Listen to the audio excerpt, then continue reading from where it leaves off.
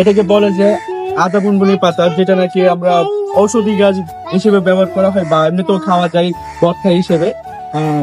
এটা অনেক দারুণ খেতে, মানে এটা আপনি চাইলেও রান্না করে খেতে পারেন বা আপনি শুধু পেঁয়াজ দিয়ে আপনি একটা ভর্তার মতন খেতে পারেন। এটা অনেক সুস্বাদু, আপনি হয়তো খেয়েছেন অনেকেই। আমি জানি না আপনারা খেয়েছেন কিনা, আমাকে কমেন্টে বলবেন। আমি এটা অনেকবারই খেয়েছি, আমার কাছে অনেক ভালো লাগে।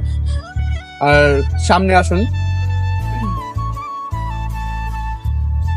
এটা হচ্ছে লাল শাক, যেটা দিয়ে আমি মানে কি বীজ বানাই। মানে এটা থেকে, এটা তো আর খাওয়া হচ্ছে না, তো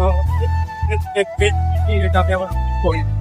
আর এখানে অনেকগুলো আছে, যেমন বেগুনের চারা, যেটাকে বলা হয় চিত করলা। এদিকে আছে যে পুদিনা পাতা, যেটা নাকি অনেক অনেক সুন্দর একটা জিনিস। বেশিরভাগ রোজার মধ্যে এই পাতাটা অনেক সবাই খায় ইফতার হিসেবে এটা আমরা খাই।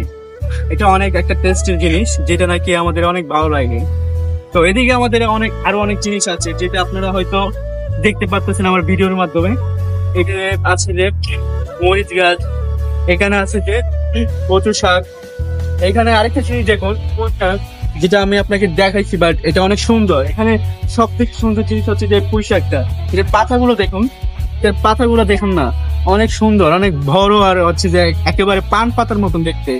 আর এটার শাকটা দেখেন কি মোটা, তো অনেক ভীষণ ভালো লাগে।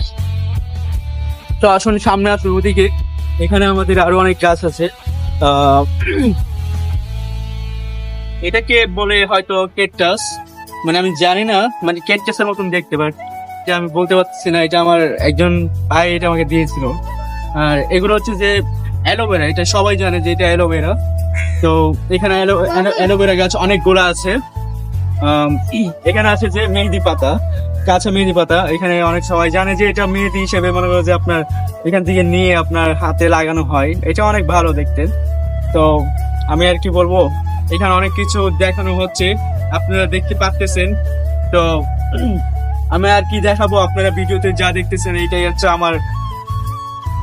হচ্ছে যে আমার শখের বাগান, যেটা নাকি আমি অনেকদিন ধরে যাবত করতেছি, কিন্তু সবাইকে দেখাবো বলে আমি দেখাতে পারতেছি না। তো তাই আশা করি সবাইকে আমার এই বাগানটা দেখানো হয়েছে। তো কেমন কেমন হয়েছে আমার এই বাগানটা, আমাকে অবশ্যই কমেন্টে জানাবেন আমার বাগানটা কেমন দেখতে। তো আজকে ওয়েদারটা দেখুন কত ভীষণ সুন্দর, মানে কি মেঘলা আকাশ, মেঘলা আকাশ। আমার কাছে ভীষণ ভালো লাগতেছে আজকের দিনটা। তো সবাইকে ধন্যবাদ আমার সাথে সময় কাটানোর জন্য। Thank you so much.